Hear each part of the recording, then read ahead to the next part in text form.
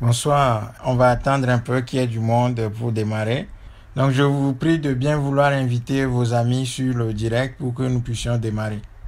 Je salue Alovosoglo, je salue tous les autres que je n'arrive pas à voir. Je vais encore me soumettre à vos questions. Donc voilà, si vous avez des questions à poser, merci de laisser vos commentaires pour que je puisse être interpellé et répondre à vos questions, tout simplement. Voilà. Nous voulons discuter toujours de la situation de notre continent, particulièrement du Togo. Je veux parler d'un sujet assez important, il me semble, qui est la confiance. Je vais montrer comment ce régime s'est attaqué à cet élément fondamental qui fait que les gens réunis peuvent travailler ensemble. Et lorsque cet élément, la confiance, manque, c'est très difficile pour les hommes de pouvoir travailler ensemble et de pouvoir avoir des objectifs communs, mutualiser les moyens pour pouvoir atteindre cet objectif-là. Donc, la confiance, c'est quelque chose d'essentiel dans tout ce que nous faisons, dans l'intention de pouvoir atteindre les objectifs qui sont les nôtres, que ce soit au Togo, que ce soit au Bénin ou ailleurs en Afrique, quoi. Donc, la confiance est quelque chose de très important. Alors, bon, je vais revenir un peu au sujet pour lequel je voulais vous entretenir. Il s'agit de la confiance comme élément essentiel dans la construction d'un mouvement insurrectionnel et révolutionnaire au Togo. La confiance, c'est ce qui lie les gens. C'est ce qui fait que les gens, quand ils se retrouvent ensemble, ils arrivent à déployer leur énergie dans une logique d'atteinte de l'objectif commun qu'ils se sont fixés. Sans cet élément-là, il est impossible aux hommes de pouvoir d'abord réfléchir ensemble sur les problèmes, parce qu'il n'y a pas de confiance. Deuxièmement, de pouvoir mutualiser leurs idées dans la franchise. Ça veut dire que quand il n'y a pas de confiance, les gens disent les choses à moitié. Et puis, troisièmement, s'il n'y a pas de confiance, les gens ne sont pas capables de réfléchir ensemble sur un objectif commun. Quatrièmement, s'il n'y a pas de confiance, les gens sont absolument dans l'incapacité de mutualiser les moyens pour pouvoir viser l'efficacité. Donc, lorsque cet élément essentiel qui est la confiance est brisé, il est absolument impossible pour les hommes de pouvoir travailler ensemble. Ceci étant, et ça c'est une constante encore une fois de l'histoire, c'est que les régimes tyranniques mettent tout en œuvre pour briser cet élément essentiel dans le peuple qu'elles dominent, qu'elles aspirent maintenir sous leur corset et dominer de manière durable. Donc, le régime togolais, et ça ne date pas d'aujourd'hui, nous devons le savoir puisque nous avons ce régime au Togo depuis 56 ans maintenant, avec une accélération du combat citoyen contre ce régime à partir des années 90, ce qui fait que ça fait 30 ans que nous avons ce régime en face de nous, que nous essayons de le renverser sans y parvenir pour le moment. Ce régime met tout en œuvre depuis ses débuts pour briser la confiance, les liens de confiance entre les différentes composantes de la société togolaise et ainsi instaurer la méfiance, ce qui lui permet de continuer sa gouvernance, son existence, son déploiement sur des années et des années. Quels sont les moyens que ce régime a mis en place pour briser la confiance entre les compatriotes togolais? Tout d'abord, à l'intérieur du pays, c'est que ce régime a instauré la violence comme méthode de gouvernement. Donc, violence comme art de gouverner le pays, puisque ce régime est fondé sur le crime fondateur de l'assassinat de Sylvanus Olympio. Donc, ce régime a brisé la confiance des uns et des autres dans le pays, puisqu'il y a eu meurtre et il y a toujours meurtre au Togo de manière récurrente et de façon continue. La torture, les exactions, les brimades, la violence psychologique, l'arme psychologique de la violence consistant à affamer la population pour la désarmer, la contraindre à la recherche du pain quotidien de manière à la détourner des sujets essentiels. Ça, c'est l'art herpétiste de gouverner le pays. Et ça, c'est quelque chose qui est connu dans d'autres pays africains. Donc, ce n'est pas quelque chose qui est spécifique au Togo. Donc, premier outil utilisé par le régime pour briser la confiance des Togolais et entre Togolais, c'est l'instauration d'un régime de terreur, de la violence dans tout son sens.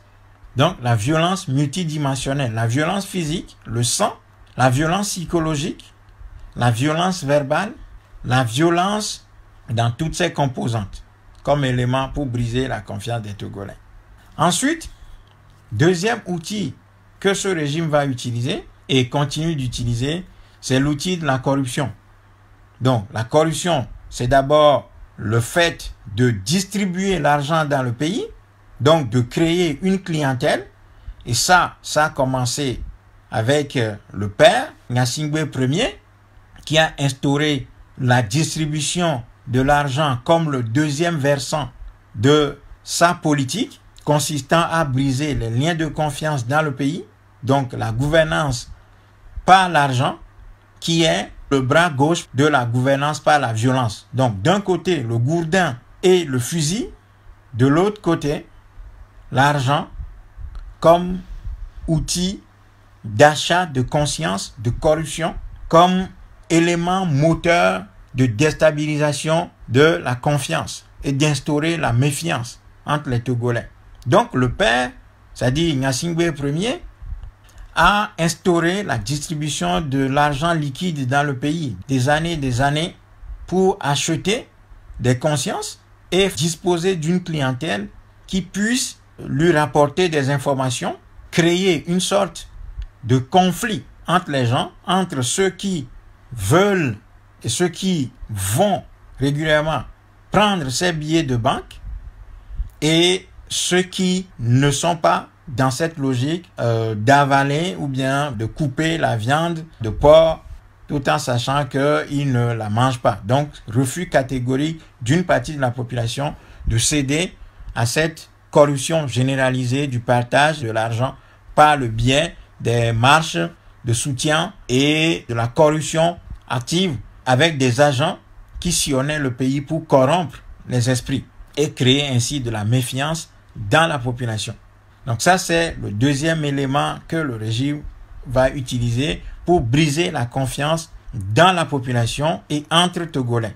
Ainsi, ceux qui ne prennent pas l'argent du régime voient ceux qui prennent, ceux qui vont chercher cet argent comme des traîtres, comme des gens avec qui ils ne peuvent pas réfléchir ensemble sur le combat à mener pour la fin de ce régime. Donc, premier élément pour briser la confiance, la violence, donc le gourdin et le fusil.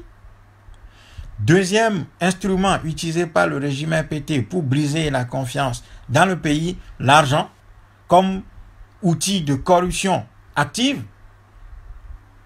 distribuant de l'argent dans le pays pendant des années, habituant une certaine clientèle et formant ainsi une clientèle capable de suivre ce régime et créant ainsi une division profonde entre ceux qui vont chercher cet argent et ceux qui n'y vont pas, voyant cet argent comme entaché de sang et souillé. Il y a une partie de la population togolaise qui est restée bien droite dans ses bottes et qui n'a jamais goûté à l'argent distribué et qui continue d'être distribué depuis des années. C'est notre cas. Lorsque nous étions à l'université de Lomé, ce régime distribuait de l'argent, les gens allaient prendre cet argent. Nous n'avions jamais, nous étions une partie des étudiants qui n'avaient jamais osé, disons, s'approcher de ce magot, de cet argent que nous considérons comme sale, souillé, imbibé de sang et fondé sur le sang de nos populations. Parce que ce régime est d'abord fondé sur le crime fondateur de l'assassinat de Sylvanus Sonipio. Il ne faut jamais l'oublier. Et donc, ceux qui allaient prendre l'argent de ce régime, nous voyons ces gens-là comme des ennemis à combattre. Absolument. Absolument. Donc, cet argent est un facteur de méfiance entre citoyens togolais soumis à ce même pouvoir. Parce que cet argent sert à manipuler une partie de la population. Et donc, dans mon développement, je vais montrer qu'il faut être capable de dépasser tout ceci pour pouvoir construire véritablement un outil de combat contre ce régime qui, même si il distribue de l'argent à une partie de la population, cet argent n'est absolument rien par rapport à tout ce qui est détourné par rapport à l'état du pays, par rapport aux défis qui nous attendent. Donc, ce n'est pas l'argent que les gens reçoivent qui doit les empêcher de réfléchir sur le long terme. Parce qu'il faut penser à ce que nous allons transmettre à nos enfants. C'est ça qui est essentiel. Ensuite, distribution de biens. Donc, ce régime étant violent et instaurant la violence psychologique, la violence par la faim, maintenir les gens dans la faim, c'est les violenter. Donc, ce régime va utiliser non seulement la violence physique, mais aussi la violence psychologique. Et dans la déclinaison de ces violences psychologiques, il y a la faim qui est instaurée. Donc, non seulement l'argent va être distribué aux gens, mais aussi il y aura des biens matériels qui vont être distribués. Des sacs de riz, de l'huile, des brosses à dents, des pâtes dentifrice, des petits gadgets, des t-shirts, des casquettes, des petits trucs de ce genre-là pour humilier notre peuple et lui tendre un appât empoisonné. Donc, cet élément matériel de distribution de biens va élargir le fossé entre les Togolais, ce qui fait que nous n'arrivons pas à construire des instruments de combat unifiés contre ce régime. Donc, en distribuant des sacs de riz, quelques sachets de pâtes, de spaghettis, de pâtes, macaroni, quelques litres d'huile, des pagnes et même des motos, tout simplement ce régime va élargir le fossé qu'il a créé déjà entre Togolais par la violence. Quatrième outil que ce régime va utiliser, c'est l'outil du travail.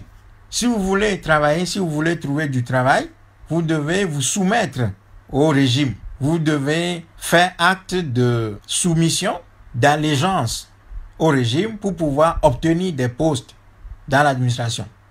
Donc, la fonction publique et même dans le privé, ce régime a créé une clientèle par laquelle elle fait passer ses idées en se présentant comme un régime qui fait du bien à une partie de la population, notamment sa clientèle à qui il trouve du travail.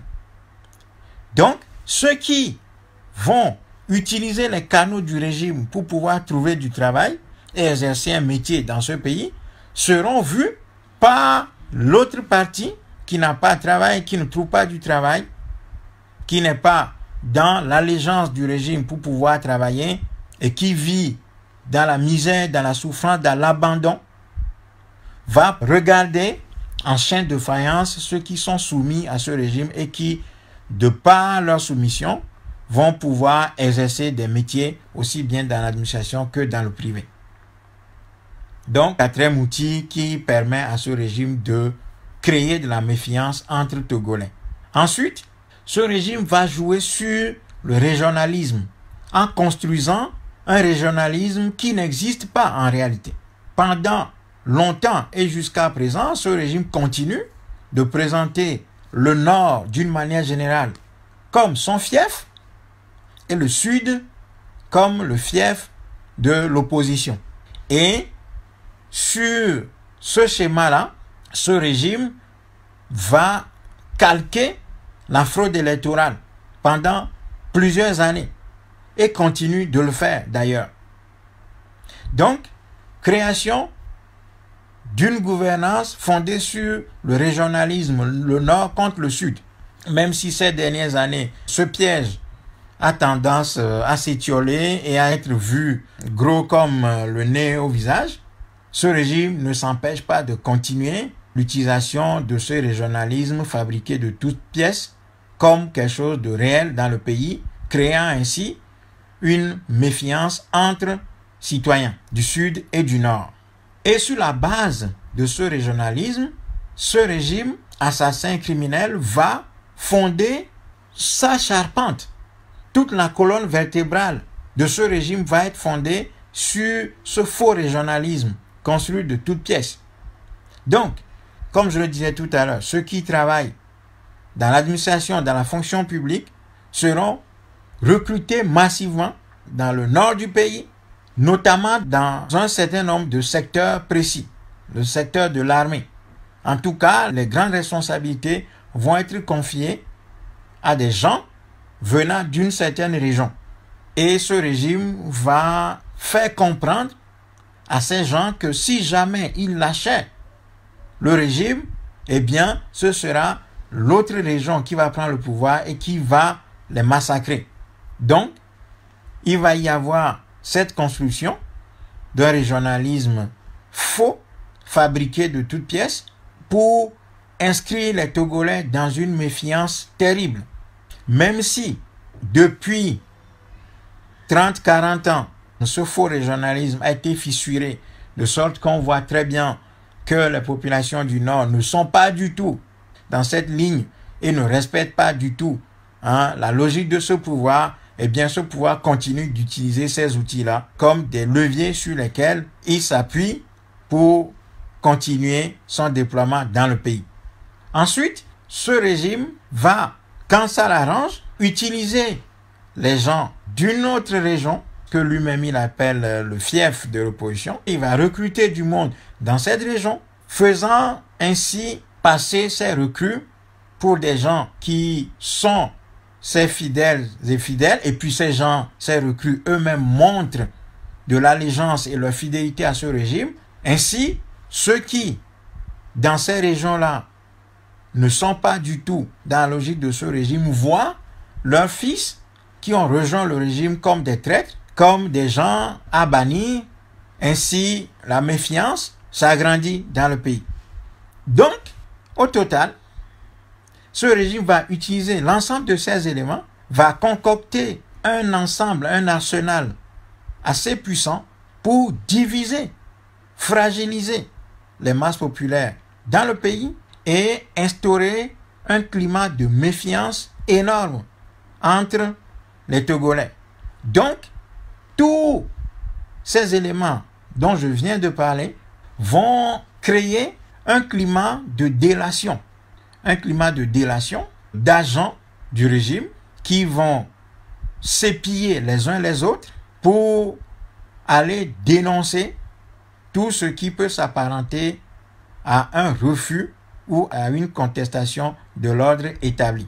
Donc, pendant longtemps, tous ceux qui seront des rapporteurs, des délateurs, des rapporteurs seront rétribués, seront montés, vont connaître l'ascension sociale, vont être remerciés, vont avoir des biens matériels éphémères, mais des biens matériels quand même, et tout ceci va accentuer la méfiance qui est déjà instaurée dans le pays par l'assassinat de Sylvanus Olympio et la fin du projet indépendantiste togolais. Donc, en conclusion, ce régime va créer cette méfiance et cette méfiance sera encore une fois accentuée par les résultats électoraux fabriqués de toutes pièces. C'est-à-dire que ce régime diabolique qu'il est va fabriquer de faux résultats qu'il va donner des résultats électoraux fabriqués de toutes pièces qui ne reposent sur absolument rien, lesquels résultats vont être attribués à des régions, à des villes, à des villages, à des préfectures. Ainsi, ces préfectures-là, même si les Togolais ne sont pas dupes, dans leur grande majorité, un certain nombre de gens vont percevoir ces régions comme des régions favorables au régime, où il est absolument impossible de développer un courant contestataire fort allant dans le sens d'une coalition nationale pour pouvoir combattre ce régime et le vaincre de manière définitive. Donc, voilà comment ce régime a créé et continue de monter en épingle la méfiance dans le pays. Bon, ça c'est le premier pan de la méfiance entre Togolais. Le deuxième pan de la méfiance, donc de l'absence de confiance entre Togolais, c'est la situation parmi les Togolais de l'étranger, ce qu'on appelle communément la diaspora.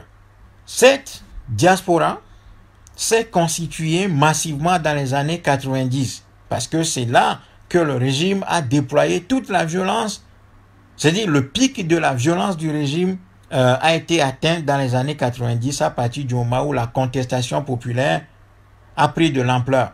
Donc, cette diaspora, disais-je, s'est constituée dans les années 90. Beaucoup de gens sont partis du pays, installés à l'étranger, et un certain nombre de personnes de ce régime sont à l'étranger également. Et le fait que des gens par différentes voies ont quitté le pays et se sont installés à l'étranger, malheureusement, cette situation qui a consisté à fuir le pays, qui aurait dû constituer un ciment, une raison qui cimente les volontés et les moyens, les idées, les volontés, les moyens d'action à l'étranger, cela a plutôt contribué à créer un climat de méfiance entre Togolais de l'étranger. Donc, la fuite de son pays, qui en soi aurait pu constituer une raison suffisante pour que nous puissions avoir la confiance entre nous à l'étranger, cela est plutôt une source de méfiance entre nous. Parce que la répression qui nous a fait sortir du pays nous a mis dans une situation de crainte les uns envers les autres. Surtout ne pas dévoiler ses activités, surtout ne pas dévoiler son identité à l'autre. Parce que le climat de terreur qui est instauré dans le pays depuis 1963 nous poursuit jusqu'à l'étranger. Donc, les Togolais de l'extérieur se comportent exactement comme s'ils étaient encore au pays. Et la méfiance est encore plus grande à l'étranger. Voyez? Donc, cette violence psychologique nous suit partout où on est. Donc, les Togolais de l'étranger vont être méfiants les uns envers les autres. Bon, ça c'est d'abord sur le plan psychologique, politique, mental. Ensuite, comme ce régime a poursuivi un certain nombre de Togolais jusqu'à l'étranger pour les assassiner, le cas de nos compatriotes au Ghana, le cas d'un certain nombre de gens qui dans la diaspora ont été empoisonnés par ce régime, a fait que les Togolais de l'étranger se craignent mutuellement. Ensuite, comme le régime a déclaré la guerre au peuple togolais, aussi bien à l'intérieur qu'à l'étranger, ce régime va faire ce qu'on appelle de l'infiltration, va injecter ses propres agents dans la diaspora, donc va recruter dans cette diaspora, va disposer des agents de renseignement au sein des Togolais de l'étranger pour le renseigner sur tout ce qui se dit, se fait, se pense parmi les Togolais de l'étranger. Ce qui augmente la méfiance entre nous à l'étranger. Et puis les mêmes instruments que le régime utilise à l'intérieur, la violence et la corruption, puisque quand la diaspora s'est constituée, ce que ce régime a utilisé le plus, c'est l'argent pour corrompre les idées, corrompre les volontés, atteindre les volontés, neutraliser les volontés et éviter que les volontés se touchent, se rencontrent et constituent un courant fort de combat. Donc l'argent va être utilisé. Le régime va recruter des gens parmi les Togolais de l'extérieur pour en faire ses agents de renseignement, un support essentiel de sa gouvernance. Donc la méfiance est ainsi créée aussi bien à l'intérieur qu'à l'extérieur du pays. Alors, ces dernières années, ce régime s'est approché de beaucoup de gens parmi les Togolais de l'extérieur pour leur faire la cour, les draguer de sorte à présenter le régime comme un régime qui est en constante évolution, passant du RPT à UNI, ce qui encore une fois est une mutation formelle, alors que le fond est toujours là. C'est pour ça que vous allez toujours m'entendre dire le RPT. Moi, je ne dis jamais UNI parce que c'est une guerre psychologique. C'est une bataille lexicale qu'il faut mener. Il faut continuer à appeler ce régime le régime RPT, puisqu'il s'agit véritablement du RPT. Parce que en utilisant la gomme pour effacer le nom RPT, pour le convertir en UNI, le RPT croyait gagner une bataille psychologique et une bataille lexicale sur nous. Il faut refuser ça. C'est pour ça que nous continuons d'appeler ce régime le régime RPT. C'est une bataille psychologique, c'est une bataille lexicale qu'il faut mener. C'est le RPT qui continue. Donc, le RPT va recruter parmi la diaspora en utilisant le fait qu'il ait changé, qu'il n'est plus le RPT, qu'il est désormais uni et que la gouvernance a changé dans le pays, qu'il y a des instruments d'une nouvelle gouvernance qui sont mis en place et que par conséquent, ce régime a besoin du soutien, de l'expertise des Togolais de l'extérieur pour pouvoir s'améliorer et se perfectionner. Donc, quelques personnes vont mordre à ces tapas et vont effectivement se mettre au service et mettre leur intelligence au service de ce régime. Et ça a renforcé la méfiance entre Togolais de l'extérieur. Et puis, comme je le disais, ce régime a facilité le retour au pays d'un certain nombre de personnes de la diaspora. Et ce que ce régime fait également, c'est d'utiliser tous les instruments modernes, entre guillemets, pour créer de la division au sein des Togolais de l'étranger en faisant passer certains comme des opposants radicaux qui ne veulent rien entendre et quelques-uns qui seraient des modérés, qui seraient des progressistes. Et pour mesurer ce front dans les Togolais de l'étranger, la dernière trouvaille, c'est le Haut Conseil des Togolais de l'extérieur, le HCTE. Bon. Donc, ce régime va envoyer des missionnaires parmi les Togolais de l'étranger pour leur faire la prédication, expliquant que pour que les intérêts des Togolais de l'étranger soient pris en compte, il va falloir qu'ils se constituent et se regroupent dans un haut conseil où ils vont débattre et faire valoir leurs intérêts et leurs aspirations, en disant que c'est un premier pas vers la reconnaissance du droit de vote des Togolais de l'étranger, ce qui est un appât empoisonné. Ainsi, les ambassades et les services consulaires du Togo vont jouer un grand rôle dans la déstabilisation des communautés togolaises qui n'arrivent pas à se constituer effectivement.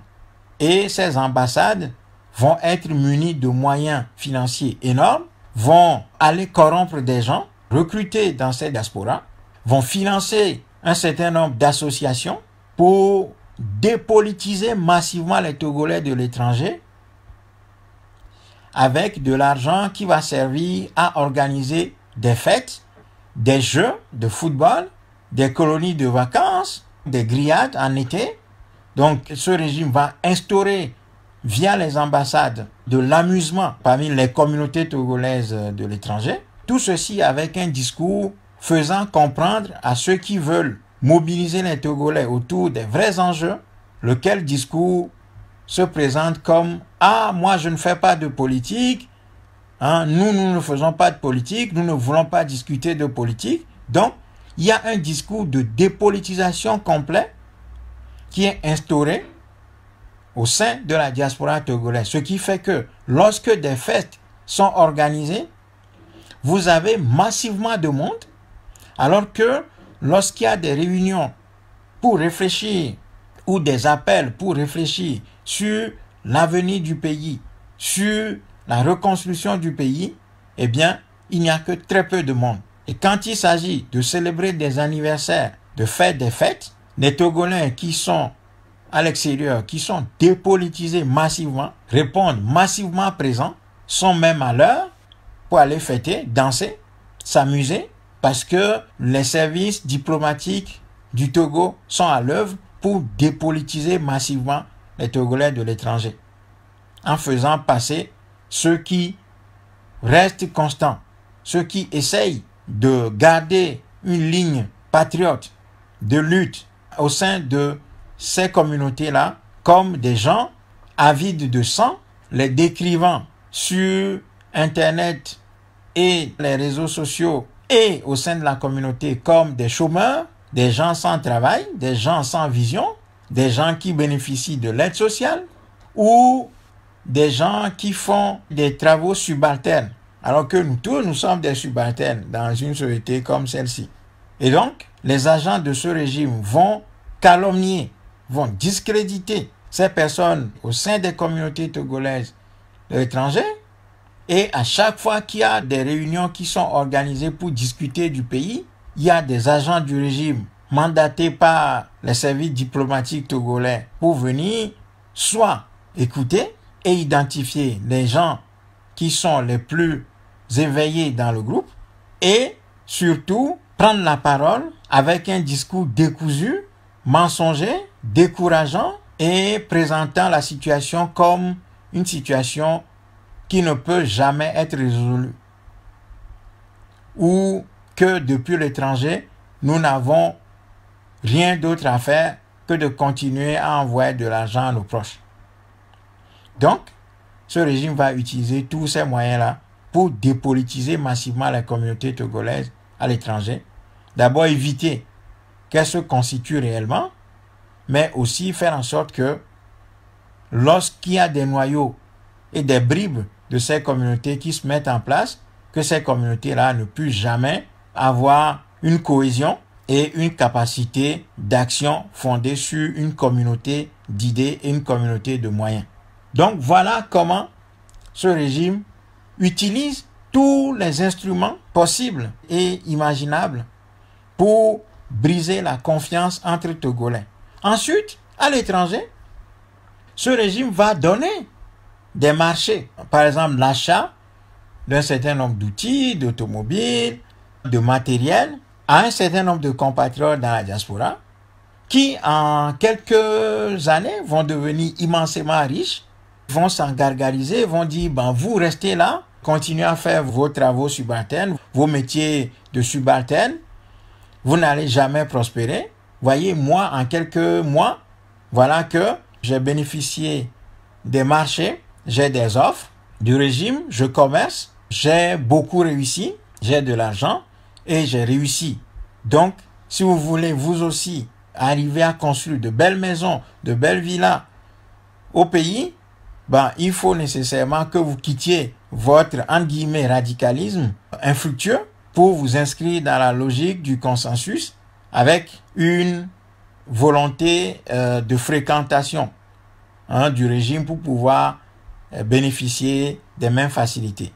Donc, les Togolais de l'étranger qui vont pouvoir construire des entreprises et vont prendre des initiatives au pays n'auront jamais de succès parce qu'ils seront bloqués, alors que ceux qui sont pour le régime et qui travaillent pour lui seront favorisés, leurs affaires vont marcher parce que bénéficiant des marchés que leur donne le régime pour rétribuer leur allégeance, ces gens vont prospérer alors qu'une partie ne va pas prospérer. Le fossé de la méfiance va se créer davantage, va s'élargir entre les compatriotes togolais, alors que nous sommes tous soumis au même régime. Donc voilà quelques-uns des moyens que ce régime a utilisés pour briser la confiance au sein des masses populaires togolaises, aussi bien à l'intérieur qu'à l'extérieur. Quelqu'un me dit que les fêtes ou les occasions de loisirs ne sont pas nécessairement téléguidées par les ambassades. Il faut nuancer cette partie. Bien sûr, mais je l'ai dit. Je n'ai pas dit que tout est fait par les ambassades. Mais j'ai dit que les ambassades du Togo jouent un rôle essentiel dans ces fêtes-là, financent un certain nombre de ces manifestations de réjouissance populaire, mais surtout, le travail fondamental que ces ambassades et ces représentations diplomatiques qu'ils font au sein de la communauté, c'est d'instaurer un discours de dépolitisation qui favorise ces fêtes-là, qui font que les gens nous disent, lorsqu'on les appelle, ils nous disent massivement, nous on ne fait pas de politique, ça ne nous intéresse pas. Vous faites ça depuis X années, quel est le résultat? Il n'y a rien, ils ridiculisent les initiatives patriotiques qui sont prises ici ou là. Et lorsqu'il y a des fêtes, c'est là que vous voyez le gros des Togolais. Ça ne veut pas dire que c'est l'ambassade qui finance toutes ces fêtes-là. Mais je dis que les services diplomatiques et les représentations diplomatiques et consulaires du Togo à l'extérieur font tout et tout pour que le discours démobilisateur de la dépolitisation s'élargisse, prenne corps, s'étende, de sorte que ce qui mobilise beaucoup plus les Togolais, ce sont les fêtes, les anniversaires et toutes les manifestations sportives et tout ceci, quoi, ponctuées de caisses de bière à côté et de repas. C'est ça qui mobilise énormément. Donc, le travail essentiel ici, ce n'est pas le financement de ces activités. J'ai dit que, oui, les ambassades financent quelques activités du genre, mais surtout, ce que ces institutions font, c'est de faire en sorte que le discours de dépolitisation, de démobilisation, de déconsidération du travail patriotique depuis l'étranger soit vu comme quelque chose d'improductif, de complètement squelettique et de complètement fou parce que ça ne rapporte absolument rien. C'est ça que j'ai essayé de démontrer. Donc, je ne dis pas que ces services-là financent toutes les fêtes qu'il y a dans la communauté. Loin de là. Je suis lucide là-dessus. Voilà quelques instruments que ce régime a utilisés et continue d'utiliser massivement pour briser la confiance des Togolais, la confiance entre Togolais, de sorte que les Togolais soient toujours dans l'incapacité de travailler ensemble, de mutualiser les idées et les moyens pour pouvoir bâtir un véritable mouvement insurrectionnel capable de l'emporter. Et c'est de bonne guerre. C'est de bonne guerre. Alors, connaissant tout ceci, il nous revient à nous qui voulons faire évoluer les choses, qui voulons changer les choses, qui voulons aller vers la reconstruction de notre pays, tout d'abord de comprendre l'ensemble de ces mécanismes-là, de saisir l'ensemble des outils qui sont utilisés par ce régime pour nous empêcher de travailler ensemble et de les dépasser. Parce que ce qui est en jeu ici, c'est la reconstruction de notre pays sur des bases saines. C'est la reconstruction de notre pays et son progrès. Bon, j'ai cité tous les moyens que ce régime utilise. Il y a un autre moyen, c'est que ce régime, étant constitué d'opportunistes, d'arrivistes, et continuant de recruter des arrivistes et des opportunistes au sein de la communauté, au sein de la population, sur le plan national, ce qui se passe, c'est que il se crée dans le camp de ceux qui disent combattre ce régime une concurrence terrible. Parce que des gens s'imaginent que si X ou Y du régime a pu gravir les échelons et est allé aussi haut, moi aussi, dans le camp de la résistance, je peux aspirer légitimement à atteindre les sommets, même si je n'ai pas les capacités, même si je n'ai pas de fonds, même si je n'ai pas la matière, je peux prétendre jouer un rôle de premier plan. Donc, va s'instaurer une compétition malsaine au sein des Togolais de l'extérieur, où chacun va prétendre, à la condition d'avoir quelques costumes et quelques papiers comme diplôme, va s'imaginer dans les habits du prochain président, ou de ministre, de député, ou de je ne sais quoi. Donc, au lieu de nous constituer en un mouvement puissant de combat autour des idées, force autour des idées les plus pertinentes, nous allons nous tirer les uns les autres dans les pattes, dans une logique de compétition, de m'as-tu vu, pour qu'on dise que c'est moi qui ai le plus de présence et que c'est moi qui fais le plus de choses. même si ces choses-là se révèlent tout à fait à côté de la plaque, parce que les idées qui cadrent avec la problématique que nous avons ne sont pas mises en avant, chacun va de son côté, donc va s'instaurer une compétition malsaine, une rivalité de visibilité, ce que j'appelle la théâtralisation du combat, et ça va empirer la situation qui est déjà grave du point de vue de la méfiance qui existe entre nous. Et puis, le régime, c'est de bonne guerre. Hein? Il va enrober tout ceci dans la propagation de fausses informations.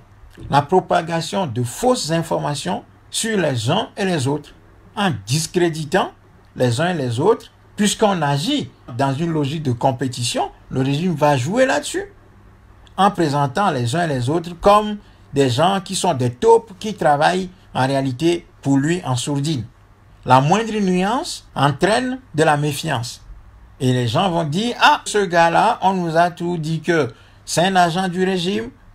Ça se confirme parce que vous avez entendu ce qu'il a dit, vous avez vu comment, voilà, parce que il n'y a pas d'idée directrice, d'idée maîtresse qui nous réunit. Donc, il y a une compétition de personnes. La compétition de personnes amène nécessairement à la neutralisation des personnalités, des personnages en présence. Et le régime ne va pas s'empêcher d'utiliser un discours de calomnie, de mensonge. Bon, parfois, c'est vrai que des gens travaillent pour le régime tout en se présentant comme opposants, mais je veux dire que tout ceci montre que le régime va aussi propager de fausses informations sur les uns et les autres, de sorte à éloigner de ces gens-là le maximum de Togolais possible pour éviter que ne se constituent autour d'eux de vrais patriotes capables d'assumer leurs responsabilités devant l'histoire. Donc, si nous connaissons tout ça, parce que tout ceci constitue l'arsenal que toutes les tyrannies voulant briser les volontés, briser l'élan de la réunion des volontés, si nous comprenons ça, c'est à nous de dépasser tout ceci, de comprendre les pièges qui nous sont tendus pour aller au-delà, pour pouvoir fonder véritablement des instruments de combat les plus efficaces possibles. Ce travail-là, ça appartient à ce que j'appelle, que le Moltra a toujours appelé le leadership. Le leadership qui veut conduire la renaissance du Togo doit pouvoir faire un travail sur l'ensemble de ces outils-là pour développer les contre-outils capables de neutraliser les armes dont le pouvoir se sert pour briser la confiance des Togolais, les uns envers les autres. Et ça, c'est des constantes de l'histoire. Le régime nazi a utilisé des armes comme ça. L'Occident capitaliste, impérialiste, utilise des armes comme ça. Ça, c'est des choses que nous connaissons très bien. C'est des constantes de l'histoire. Discréditer l'adversaire, faire en sorte de créer des fausses informations pour éviter que ne se constituent autour des gens les plus lucides, les plus véhéments, les plus clairs, les plus dynamiques, les plus combatifs, de fausses informations de sorte à éloigner de ces gens-là la masse pour les esseler, minoriser leurs idées, minoriser leurs initiatives, les ridiculiser autant que faire se peut, mettre des agents contradicteurs en face de ces gens-là pour les contredire et trouver toujours des failles dans leur raisonnement, dans leurs idées. Instaurer ce qu'on appelle le débat, pour éviter que ne s'instaure un consensus autour d'une idée maîtresse. Instaurer ce qu'on appelle l'esprit de critique au lieu de l'esprit critique, pour élever, pour amener ceux qui pensent parmi nous à un niveau encore plus élevé. On va plutôt instaurer un climat d'esprit de critique pour trouver les plus petites failles possibles dans un raisonnement, pour le mettre en difficulté. Et ça, encore une fois, ce n'est pas forcément le régime qui l'utilise, mais entre nous-mêmes, l'esprit de la compétition des vaincus, la compétition entre vaincus, fait que nous nous combattons les uns et les autres en cherchant la plus petite bête possible. Au lieu de trouver le plus petit dénominateur commun, on va chercher le plus petit diviseur commun dans chaque idée.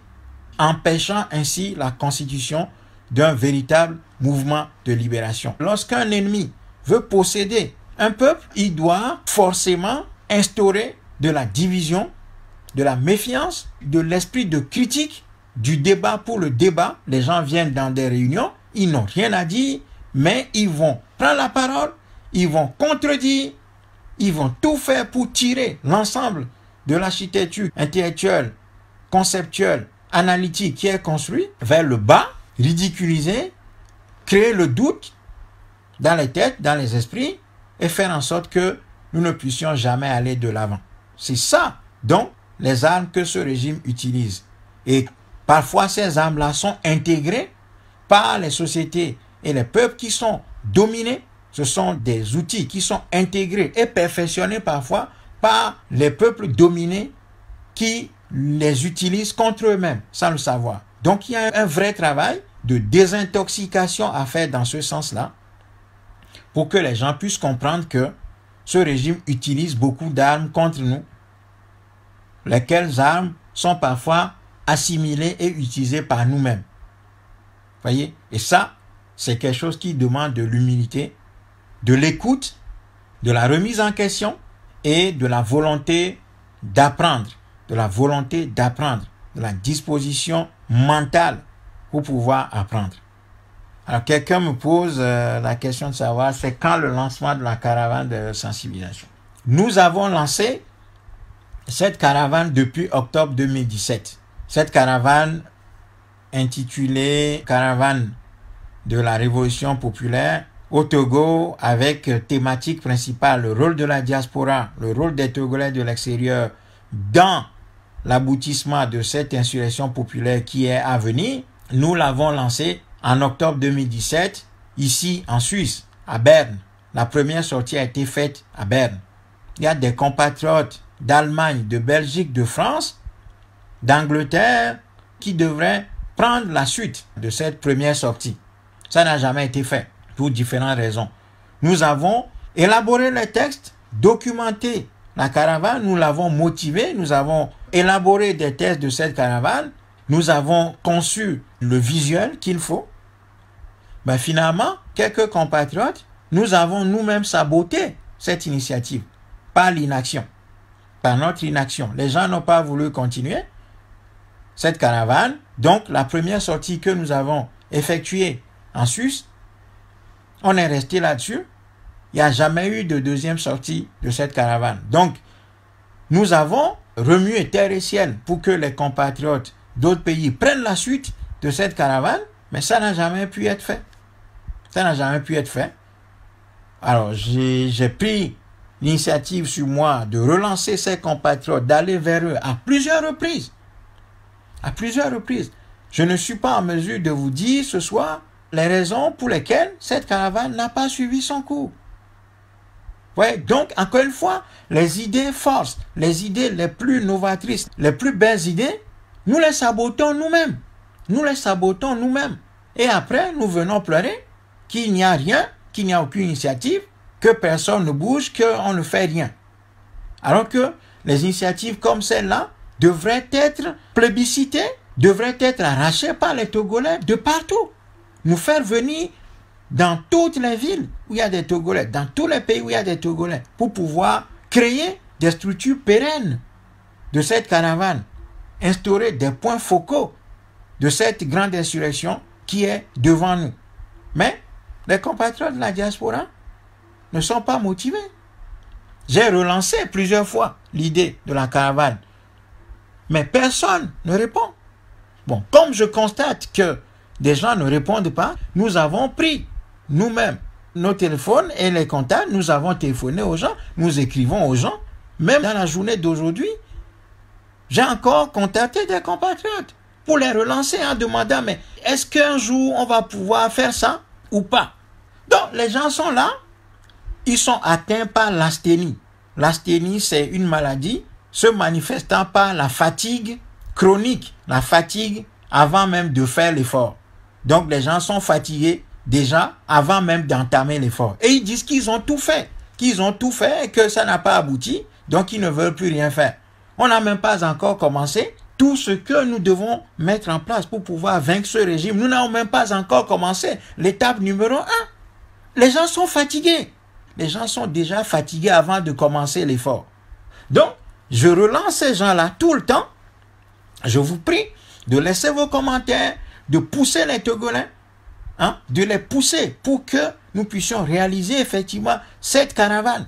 C'est primordial, c'est important, c'est un outil stratégique majeur que nous sommes en train de galvauder ainsi. Par notre lassitude, par notre incapacité d'action, par notre asthénie, nous tuons une belle initiative, une belle idée. Comme la caravane, nous sommes en train de la liquider. Par paresse, par asthénie, par manque de volonté, par manque de grandeur d'âme, par manque d'amour profond pour notre pays, pour notre peuple, nous sommes en train d'éliminer cette belle idée. Et tout le monde fait semblant de ne pas voir ça. J'ai publié, relancé, republié, republié cette idée. Allez voir le nombre de personnes qui ont relayé cette idée. Qu'est-ce qu'on a appris? Ce qu'on a appris aux dernières nouvelles, c'est qu'il y a un certain nombre de compatriotes qui voulaient réaliser la caravane sans nous.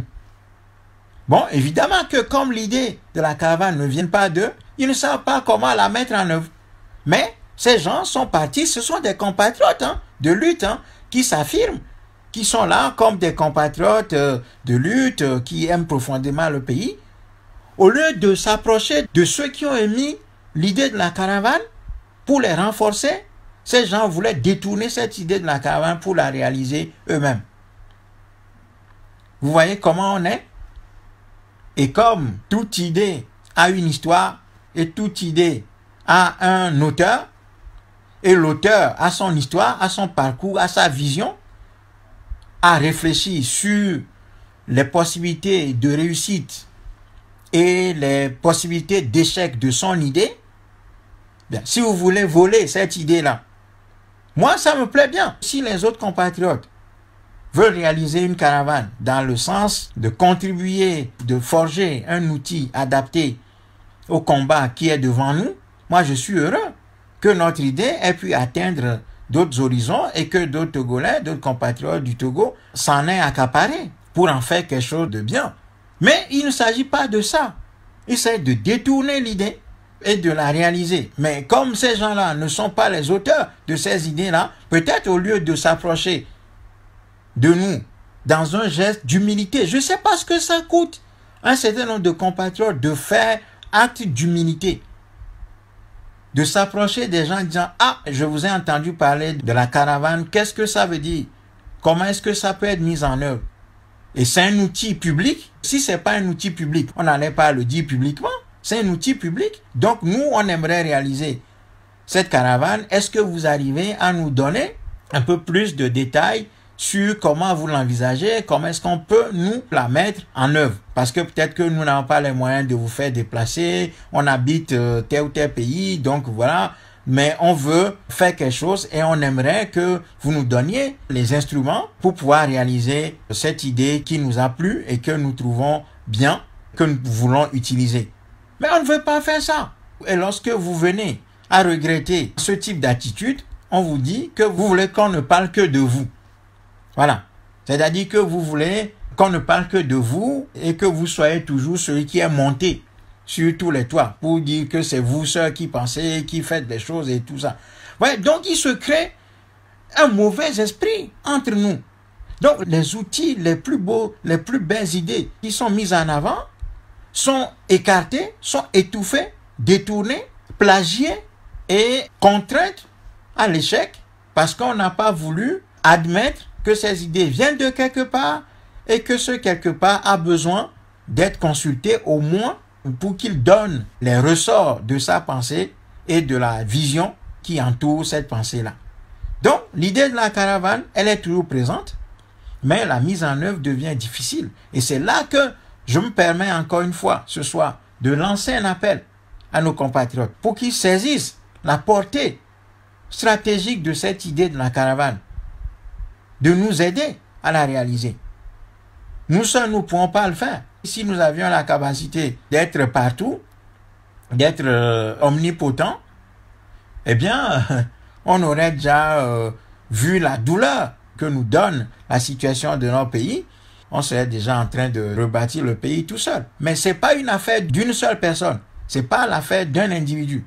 Donc nous avons besoin que des compatriotes, dans un geste patriotique, de conscience patriotique, de volontarisme et d'intelligence individuelle et collective, s'approchent de nous pour que nous puissions mettre en œuvre cette idée, qui est une idée collective.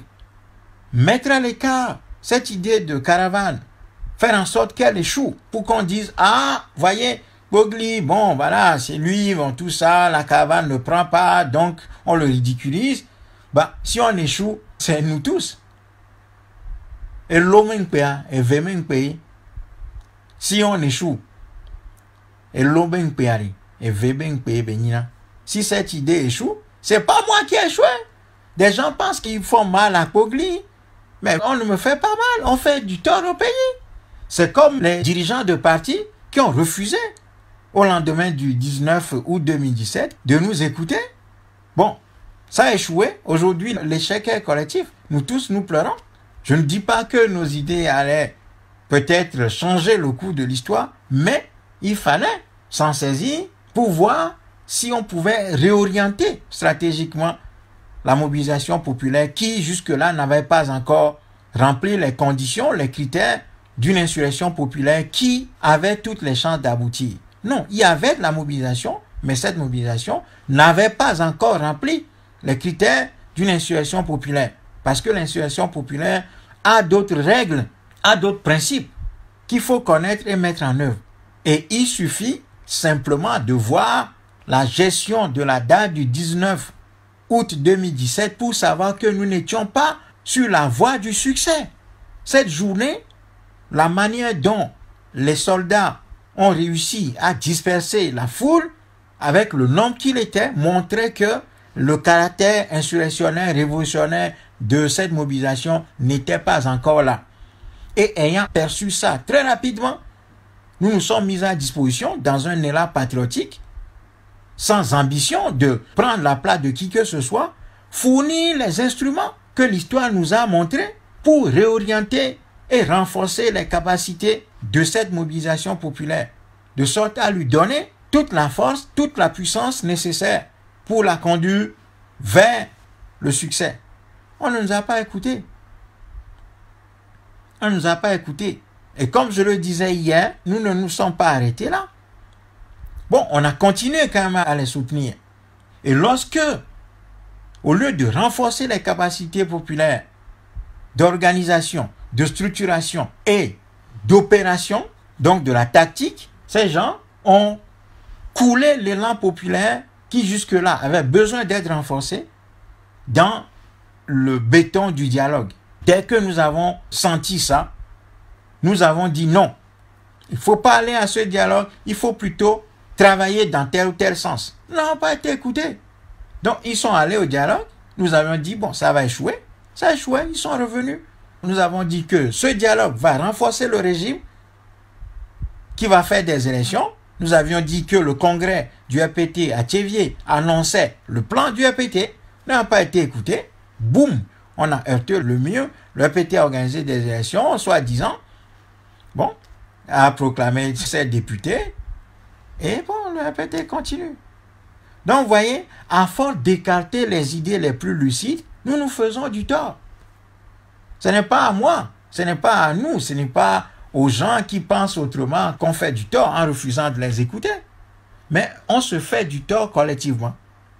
Donc, je saisis cette occasion pour redemander aux compatriotes de véritablement saisir la portée de cette caravane et de nous aider à la réaliser. Je vous en prie.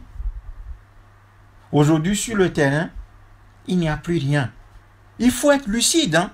Il faut être lucide. Le RPT s'est redéployé énormément et à travers les élections locales, mais c'est énorme, c'est un poker menteur que le RPT a joué pour se redéployer énormément. Là où le RPT était un tant soit peu absent, par le biais des élections locales, le PT s'est redéployé et a instauré une fausse autorité locale qui va contrôler la situation. Donc les régions ou bien les villes, les municipalités qui seront gérées par l'opposition seront obligées d'agir selon le cadre étatique suprême qui est le PT. Donc le PT va utiliser nos propres armes contre nous. Prochainement, vous allez voir. Donc, si nous ne saisissons pas la portée de tout ceci, pour voir que l'opposition institutionnelle, avec son raisonnement, ne peut que produire ce qu'elle a produit actuellement, et que maintenant, il est l'heure pour que une opposition patriote, je ne dis pas patriotique, une opposition patriote se construise dès maintenant et prenne la suite des événements. Mais mes amis, je vous dis que les mois prochains et les années prochaines nous annoncent quelque chose que nous n'avons pas encore vu dans ce pays. C'est ça qui nous empêche de dormir. Si nous nous tuons à écrire, à parler, à réseauter, à faire des choses, c'est tout simplement parce que nous n'arrivons pas à dormir. Ça nous fait très mal de voir nos pays dans cet état et de voir que la situation va aller à s'aggravant. Parce que les caisses sont vides et ce régime est obligé de mettre une pression fiscale énorme sur la population en créant des impôts partout et va continuer à en créer pour extorquer de l'argent à la population. Utiliser cet argent non seulement pour payer les dettes que ce régime a contractées pour ses propres besoins, parce que l'argent emprunté n'a pas servi à développer le pays, mais aussi utiliser les fonds que le régime va extorquer des Togolais pour acheter des armes, nourrir la partie de l'armée qui massacre la population pour que ce régime continue à vivre. Voyez? Et ce qu'on appelle les bailleurs de fonds, qui sont en fait des voleurs, parce qu'il n'y a pas d'autre mot, il ne faut même plus dire bailleurs de fonds, parce que je vous ai dit tout à l'heure qu'il y a une bataille lexicale à mener, il faut appeler les choses par leur nom. Les voleurs qui, dans un tour de passe-passe, ont passé de l'argent à leurs amis voleurs du RPT, demandent que les finances soient assainies, que la dette soit payée. Donc le régime continue à mettre la pression sur la population pour collecter des impôts et payer la dette. Dans le même temps, le Togo continue de s'endetter. Chaque mois ou chaque 2 ou 3 mois maintenant, depuis 2-3 ans, le régime lance ce qu'on appelle en économie des emprunts obligataires. Donc des bons de trésor et des emprunts obligataires sont lancés sur le marché régional et international. Ça veut dire quoi? Ça veut dire que le Togo va dire, bon voilà, j'ai besoin de 20 milliards de francs CFA. Et là, il y a une semaine, ils ont encore lancé un emprunt obligataire sur le marché international pour rechercher 20 milliards. Et ça, c'est un emprunt, c'est de la dette. Ça veut dire que le Togo demande 20 milliards avec pour garantir les actifs de l'État. Donc les biens publics sont la garantie. Et ces emprunts-là sont à des taux très élevés que ce qui fait office de gouvernement du Togo doit payer. Et on laisse faire. Les gens ne comprennent pas tout ça. Et le RPT vient chaque fois dire « Ah, mais voyez, le Togo est bien. Et nous voulions avoir 20 milliards. On a eu 30 milliards. Ça veut dire que le Togo présente des garanties sûres. Donc voilà, on est chanceux. Les pays nous donnent de l'argent et tout ça. Sauf que c'est de la dette qui doit être payée par le contribuable. » Voyez? Donc, ce régime va continuer comme ça.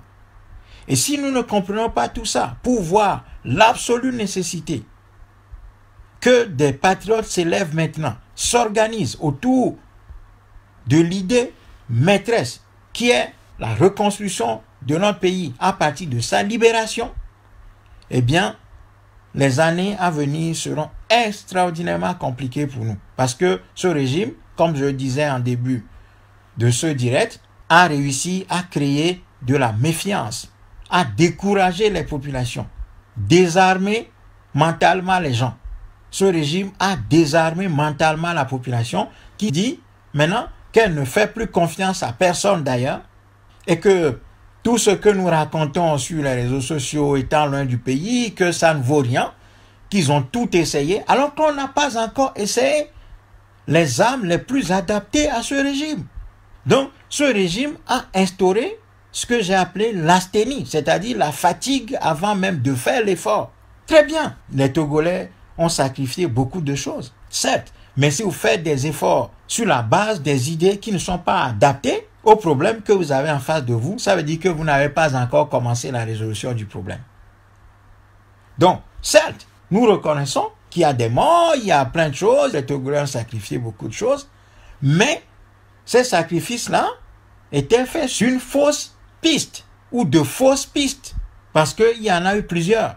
Maintenant, il va falloir revenir sur la voie la plus adaptée à ce régime. Et cette voie, c'est celle de l'insurrection populaire organisée, qui va fonctionner comme un tsunami, que rien ne peut arrêter. Mais ça s'organise, c'est un métier. Ça s'organise, ça se structure, ça se planifie. Et nous n'avons rien à cacher, hein. Nous le disons très clairement. C'est une constante de l'histoire que lorsqu'un peuple est maîtrisé, dominé, humilié, réprimé pendant longtemps, c'est clair que s'organise une insurrection populaire. Ça, c'est des constantes de l'histoire. Donc, c'est le rapport de force qui va être construit maintenant pour aller de l'avant. Et en ce moment-là, les sacrifices qui seront consentis seront de véritables sacrifices parce que là, on serait sur la voie du résultat. Voyez? Ni des appels au dialogue, aux réformes, aux élections et tout ce que vous voulez ne vont arrêter ce mouvement insurrectionnel. Parce que ce n'est pas moi qui le dis, c'est l'histoire qui nous l'enseigne. Et le régime le sait très bien. C'est pour ça qu'il fait tout pour décourager la population, pour créer de la dissension, de la méfiance, salir les plus belles idées, ridiculiser les plus belles idées, les isoler, faire en sorte que ceux qui sont loin du pays, mais qui réfléchissent, qui pensent au pays, qui sont dans la gravité, dans la douleur, que ces gens-là soient isolés, qu'ils soient seuls dans leur coin. Comme ça, il n'y a aucune possibilité. Ainsi, le découragement sera instauré et les gens vont se dire qu'il n'y a plus rien à faire dans ce pays, qu'il faut laisser le RPT continuer ou alors qu'il faut partir du pays. Non, ce ne sont pas là les solutions. L'histoire nous a donné les armes, les outils qu'il faut pour combattre ce régime. Maintenant, il manque la volonté. Il manque le pas décisif pour aller vers la constitution d'un véritable mouvement de libération. Notre peuple était un grand peuple et notre peuple est un grand peuple. Nous ne pouvons pas l'abandonner dans les mains des criminels. Donc, nous avons à bâtir un véritable mouvement de libération de notre pays pour arriver à sa reconstruction. C'est pour ça que nous continuons à vous exhorter à nous rejoindre. Normalement, ce type de message ne doit pas être de la supplication. Normalement, des gens doivent venir d'eux-mêmes. C'est ça qui va montrer que les gens ont compris la nécessité, l'urgence de la situation. Les gens doivent être dans un engouement, une volonté d'essayer quelque chose de nouveau, de radicalement nouveau et de pousser le leadership à assumer ses responsabilités devant l'histoire. Ce n'est pas le moment de céder à la panique, à la méfiance, au découragement. Les Togolais auront tort de se décourager en ce moment précis parce que le régime se dit que voilà, qu'il a réussi à mettre tout le monde KO debout et que les Togolais ne sont que l'ombre d'eux-mêmes. Si nous cédons, nous avons définitivement renoncé à notre liberté et à la renaissance de notre pays. C'est pour ça qu'il ne faut pas céder. Il ne faut pas céder au découragement. Il ne faut pas céder à l'asthénie, à la fatigue avant même d'entamer l'effort. Il ne faut pas céder à la paresse intellectuelle. Il faut réfléchir. C'est un moment de réflexion, d'introspection et de rétrospection, de voir ce qu'on a fait jusqu'ici. Pourquoi est-ce que les choses n'ont pas marché? D'être lucide, d'ouvrir les yeux, de garder les yeux ouverts, de garder nos cerveaux allumés, de garder nos oreilles ouvertes et attentives, de garder nos yeux ouverts, nos cerveaux allumés et nos oreilles aux aguets pour entendre le message patriotique qui est en train de résonner actuellement. Et ce message, nous continuerons à le marteler. Il ne faut pas céder au découragement. C'est lorsque la situation est complètement bloquée que des patriotes se constituent pour dire que, très bien, l'opposition institutionnelle a mené la bataille jusqu'à ce point, eh bien, la façon dont elle l'a menée ne nous convient plus. Maintenant, les patriotes vont prendre la suite. S'ils veulent nous suivre, ils vont nous suivre. Mais, cette fois-ci, les choses seront menées par d'autres idées. Parce que c'est d'abord autour des idées que se réunissent des ensembles. Et nous avons fait l'inverse jusqu'à présent, en cherchant à faire l'unité des personnalités, des personnages qui n'ont rien en commun, qui n'ont pas d'analyse commune de l'adversaire que nous avons en face de nous, de ses forces et de ses faiblesses, ni une analyse commune de nos propres faiblesses et forces. Et on n'a pas de destination commune. Parce que certains parlent de dialogue, d'autres parlent d'élection, d'autres parlent de réforme, d'autres parlent de négociation, d'autres parlent de transition, ainsi de suite. Donc si vous réunissez ces personnalités dans une coalition, le résultat ne peut qu'être négatif. C'est pour ça qu'il faut d'abord trouver l'idée, le dénominateur commun. Il faut d'abord trouver l'idée commune autour de laquelle trouver maintenant ceux qui partagent cette idée-là et ensuite avancer. C'est à ce moment historique que nous sommes. Il n'y a pas de raison de se décourager. Il n'y a pas de raison de se décourager. Maintenant, il faut dresser l'oreille, ouvrir les yeux, allumer le cerveau, analyser chacun de nos discours pour voir qui est dans le vrai, qui est dans le faux, identifier l'ivraie du faux, soumettre nos idées à la critique et faire en sorte que nous puissions nous bonifier et aller de l'avant. L'histoire nous appelle. Nous ne pouvons pas refuser à lui répondre. Nous ne pouvons pas refuser l'appel de l'histoire. Nous pouvons retarder cet appel, mais nous ne pouvons pas refuser à lui répondre. Et les Togolais de l'extérieur doivent savoir que c'est maintenant qu'ils ont un rôle décisif à jouer. Nous les avons interpellés depuis plusieurs années sur leurs responsabilités.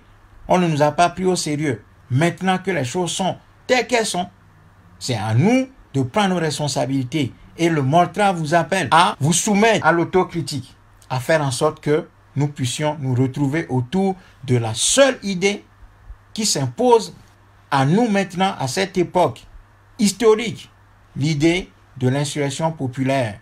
Mais cette insurrection populaire, avant qu'elle n'aboutisse, elle a besoin fondamentalement d'être organisée. Elle a besoin d'être organisée. C'est là que se trouve toute notre faiblesse jusqu'à présent. La construction du rapport de force, elle se fait de manière méthodique. Et l'histoire nous a déjà donné raison. Je le dis encore une fois, l'histoire nous a déjà donné raison. L'histoire est de notre côté. La victoire est de notre côté. Dans l'histoire de l'humanité, aucun peuple n'a été vaincu de manière durable par une armée aussi organisée soit-elle.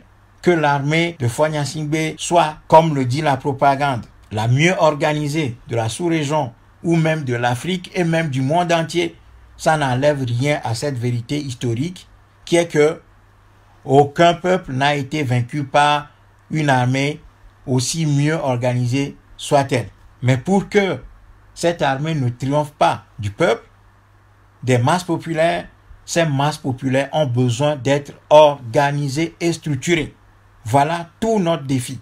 Voilà toute notre responsabilité. La période appelle la gravité. Et cette gravité indique le sens de nos responsabilités. Responsabilité dans la mesure où nous appartenons à un peuple défait, qui est dans la douleur, qui est dans la perte de la maîtrise physique de son espace, qu'il ne contrôle plus du tout. Notre peuple est devenu le jouet de tout le monde, y compris de ses enfants les plus cyniques, les plus méchants, les plus idiots, les plus bêtes, les plus criminels, les plus méchants, qui n'aiment pas notre peuple, qui soumettent notre peuple à leur ventre. Et ça ne peut pas continuer. Ça ne doit pas continuer. Proclamer cela, c'est nous appeler à l'action. Mais les actions qui aboutissent, ce sont les actions qui sont les mieux préparées. Les victoires qui sont les plus faciles à remporter, ce sont les victoires qu'on prépare.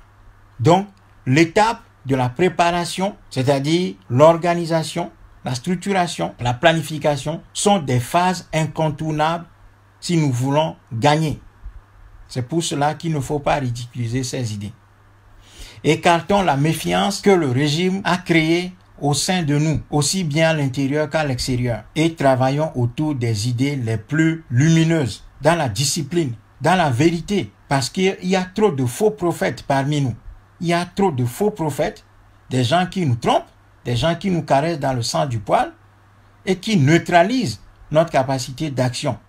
Donc, nous avons un travail à faire. C'est d'abord de dire, de révéler au peuple, à notre peuple, les instruments que le pouvoir utilise pour briser sa confiance et empêcher que ne se constituent des groupes organisés capables de mutualiser les idées et de mutualiser les moyens et montrer que le fait même de déceler ces outils que utilise le pouvoir, c'est déjà les vaincre et que notre pays a besoin d'être reconstruit sans exclusion de qui que ce soit.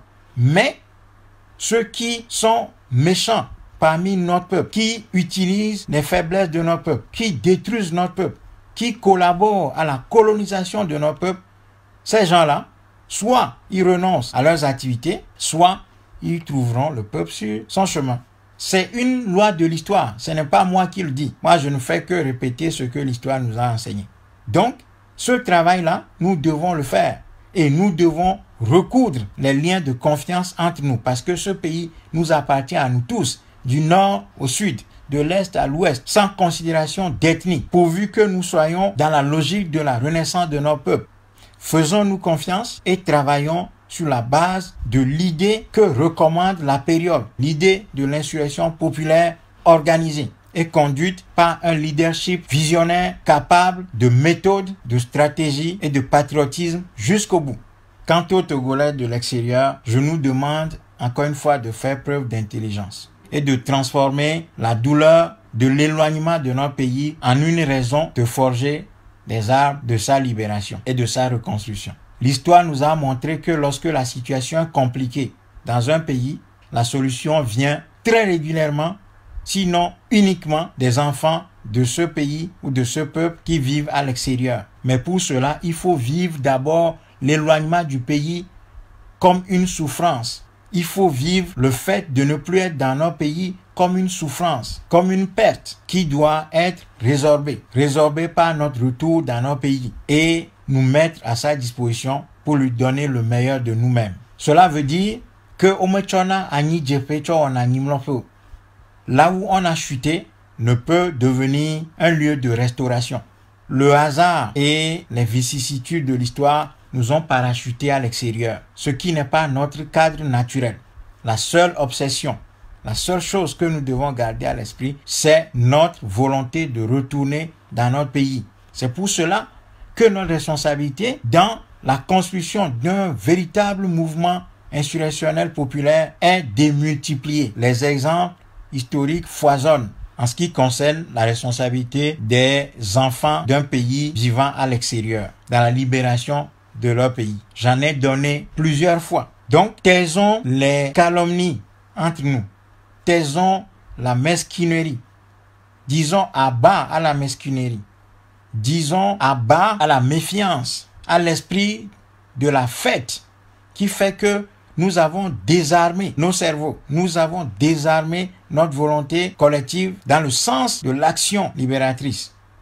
Laissons ces fêtes-là de côté et consacrons-nous à la tâche essentielle qui est la nôtre, c'est-à-dire notre apport intelligent pour la reconstruction de notre pays à partir de sa libération. Si nous n'assumons pas ces responsabilités, nos enfants nous questionnent. Nous questionnerons et nous questionnerons dans nos tombes. Nos enfants nous questionnent déjà maintenant. Ils vont nous questionner quand nous serons en incapacité physique de faire quoi que ce soit à cause de l'âge. Et quand nous serons dans nos tombes, nos enfants nous questionneront encore parce que nous aurons été des lâches, des incapables, des gens qui ont désarmé et qui ont accepté la situation d'humiliation faite de fer, de chaînes que nous allons transmettre à nos descendants. Et ça, c'est l'héritage le plus nocif, le plus humiliant, le plus inacceptable qu'un peuple puisse transmettre à ses enfants.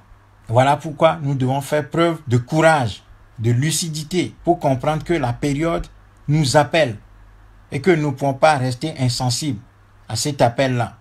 Nous devons changer nos manières de penser et de travailler. Les idées sont là. Nous avons besoin des gens, des patriotes, des gens qui sont dévoués, des gens qui n'ont pas peur et qui sont capables de mettre aussi bien leur corps que leurs moyens matériels en jeu pour que nous puissions aider notre peuple. Parce que ce peuple crie à l'aide. Il ne faut pas l'abandonner. Il ne faut pas rester dans nos petites divisions, dans nos petites querelles de bas étage pour ne pas lui venir en aide. Car l'histoire nous observe et nous jugera. Et l'histoire nous jugera sur la base de ce que chacun aura apporté. Refusons de céder à la méfiance qui est construite de manière scientifique et inoculée à nous, aussi bien à l'intérieur qu'à l'extérieur. Bloquons ces instruments et revenons à la vérité, revenons à la nécessité de nous fédérer autour des idées. Je ne dis pas qu'il faut fédérer tout le monde, on n'arrivera même pas à fédérer tout le monde, mais d'abord d'identifier, de reconnaître des idées forces qui sont parmi nous, qui circulent parmi nous, de les promouvoir, de les imposer et de travailler autour de ces idées désormais, dans la discipline, parce que ce n'est que comme ça que les peuples se sont affranchis et se sont reconstruits. Bonne soirée chez vous, à bientôt.